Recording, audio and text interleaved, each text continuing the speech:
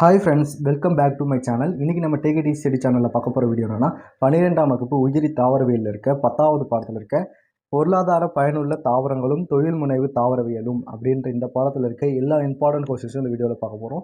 வாங்க வீடியோக்குள்ளே போகலாம். அதுக்கு முன்னாடி நீங்கள் நம்ம சேனல் சப்ஸ்கிரைப் பண்ணிங்க கூட ஒரு பெல் ஐக்கானை கிளிக் பண்ணி ஆன்சர் பண்ணி வச்சுங்க. அப்போ நம்ம இது போல் அப்புறம் ஒவ்வொரு வீடியோ உங்களுக்கு நோட்டிஃபிகேஷன் வரும்.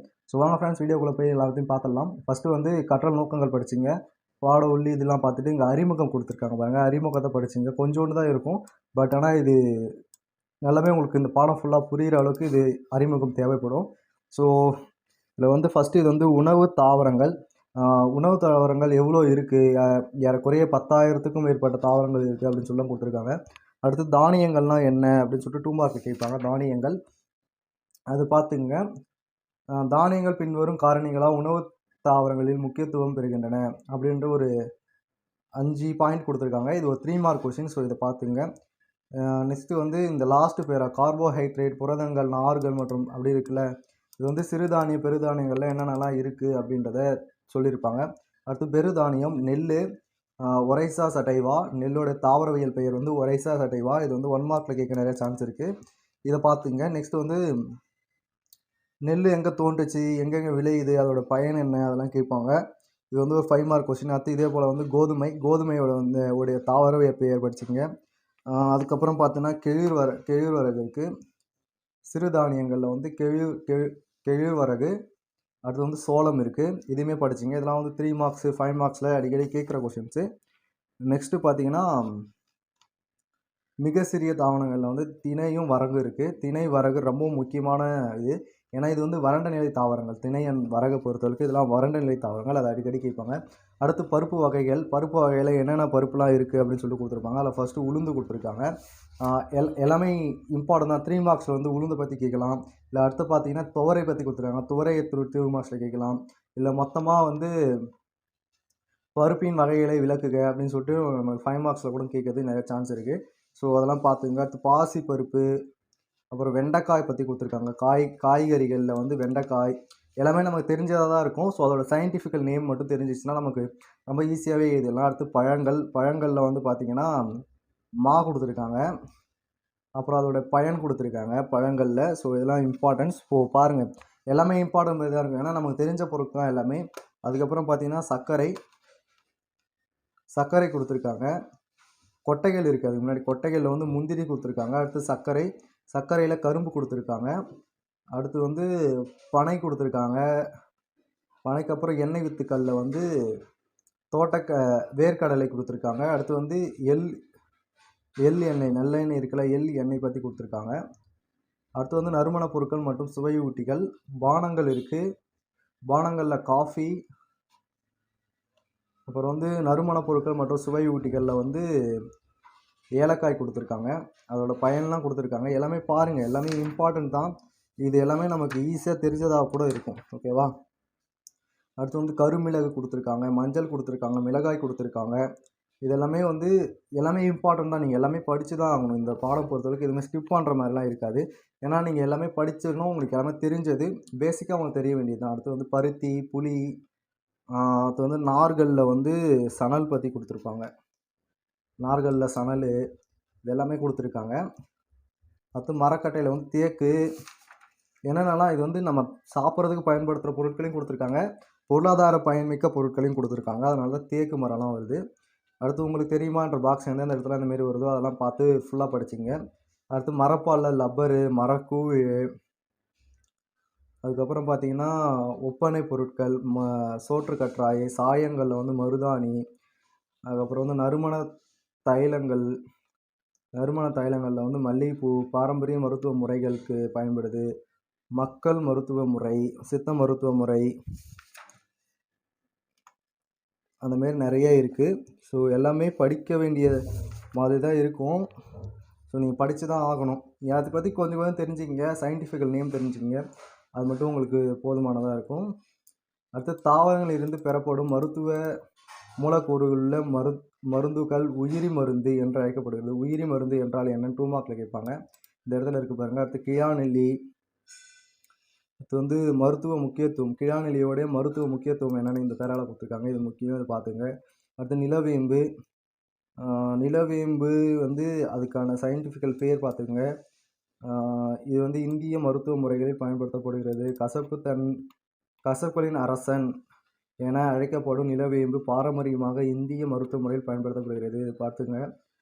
நெக்ஸ்ட்டு வந்து உணர்வுற்ற மருந்துகள் அபின், கஞ்சா. ஓகேவா?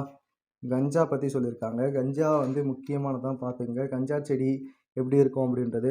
அடுத்து வந்து தொழில்முனைவு தாவரவியல். தொழில்முனைவு தாவரவியலில் வந்து இயற்கை வேளாண்மை கொடுத்துருக்காங்க பாருங்க. இயற்கை வேளாண்மை எப்படி பண்ணலாம் அப்படின்றது இந்த பாக்ஸில் கொடுத்துருக்காங்க. ஸோ இயற்கை வேளாண்மை பற்றி கண்டிப்பாக ஒரு கேள்வி வரும். ஸோ இயற்கை வேளாண்மையை நல்லா பார்த்துங்க.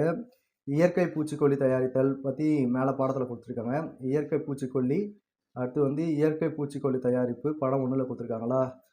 உயிரி பூச்சி விரட்டி தயாரிப்பு அதை பற்றி கொடுத்துருக்காங்க. இதெல்லாம் வந்து 5 மார்க்ஸில் கேட்பாங்க. நெக்ஸ்ட்டு பாடம் சுருக்கம் வந்துடுச்சு. ஸோ பாட சுருக்கத்தில் இந்த பாடம் ஃபுல்லாக என்னென்ன கொடுத்துருக்காங்களோ அதெல்லாம் சுருக்கமாக கொடுத்துருப்பாங்க. எல்லாமே பார்த்துங்க.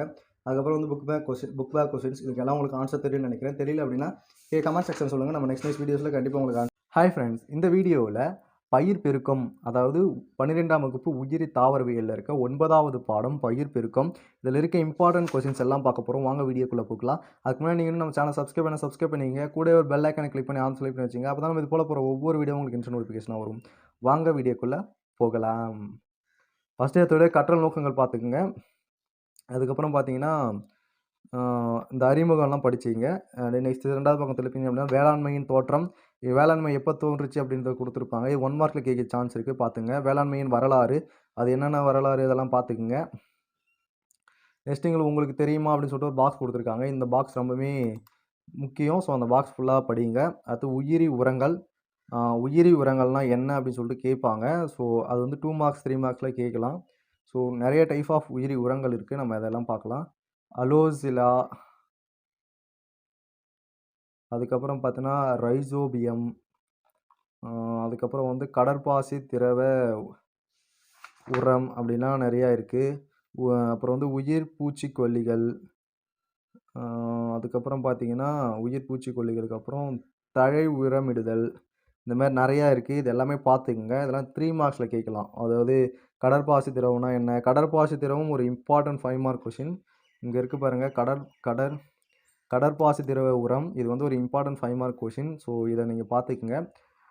இது இல்லாமல் உங்களுக்கு வந்து மீதி எல்லாமே 3 மார்க்ஸ் அதுமாரி நிறைய கேட்கறதுக்கு நிறைய சான்ஸ் இருக்குது. ஸோ அதெல்லாமே பார்த்துங்க.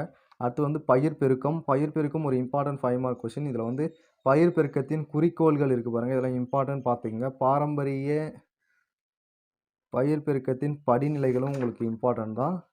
சரி, அடுத்து வந்து தாவர அறிமுகம். இதில் வந்து தாவர அறிமுகமில் முதல் நிலை 2ஆம் நிலைன்னு 2 இருக்கும். இது 2மே இம்பார்ட்டன்ட். ஸோ அதை 2மே பார்த்துங்க. அதுக்கப்புறம் தேர்வு செய்தல்.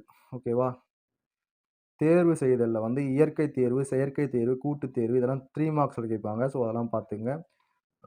அதுக்கப்புறம் பார்த்தீங்கன்னா களப்புருத்தம் ஒரு இம்பார்ட்டன்ட் 5 மார்க் கொஷின். ஸோ களப்புருத்தம்னா என்னன்னு ஃபுல்லாக படிச்சுங்க. அது வந்து இம்பார்ட்டண்டான கொஷின் களப்புருத்தம். அதில் வந்து நிறையா இருக்குது. ஆண்மடலாக்கல், பெற்றோரை தேர்ந்தெடுத்தல், அந்த மாதிரி நிறைய இது இருக்குது. ஸோ களப்புருத்தம் வந்து ஒரு இம்பார்ட்டன்ட் 5 மார்க் கொஷின். சடுதி மாற்ற பயிர் பெருக்கம். நெக்ஸ்ட்டு வந்து சடுதி மாற்ற பயிர் பெருக்கம் வந்து உங்களுக்கு இம்பார்ட்டன்ட். ஸோ நிறையா கொஷின் பேப்பர்ஸில் இதை கேட்டிருக்காங்க. பன்மடிய பயிர் பெருக்கம் அடுத்து அதுவுமே இம்பார்ட்டன்ட் தான் உங்களுக்கு. உங்களுக்கு தெரியுமா அப்படின்ற இந்த பாக்ஸும் பார்த்துங்க. பன்மடிய பயிர் பெருக்கமும் உங்களுக்கு இம்பார்ட்டன்ட் கொஷின் தான். ஸோ அதையுமே பார்த்துக்குங்க. நெக்ஸ்ட்டு வந்து பசுமை புரட்சி வந்து ஒரு இம்பார்ட்டன்ட் இது. பசுமை புரட்சி ஏன் வந்துச்சு அப்படின்றதெல்லாம் உங்களுக்கு தெரிஞ்சிருக்கணும். ஸோ அது எல்லாமே பார்த்துக்குங்க. அடுத்து வந்து உங்களுக்கு தெரியுமா இங்கே ஒரு பாக்ஸ் கொடுத்துருக்காங்க, இதையுமே பார்த்துக்குங்க. இதெல்லாம் வந்து இம்பார்ட்டன்ட் கொஷின்ஸ், அதனால் சொல்லிட்டு இருக்கேன். அதுக்கப்புறம் பார்த்தீங்கன்னா அவ்வளோதான், பாடமே முடிய போகுது. நவீன தாவர பயிர் பெருக்க தொழில்நுட்பம் அப்படின்னு சொல்லிட்டு உங்களுக்கு புதுசாக கொடுத்துருக்காங்க. இதையுமே பார்த்துங்க. இதில் அதுக்கப்புறம் வந்து இங்கே ஒரு பாக்ஸ் போட்டு சில டீட்டெயில்ஸ் கொடுத்துருக்காங்க, இதையுமே பார்த்துக்குங்க.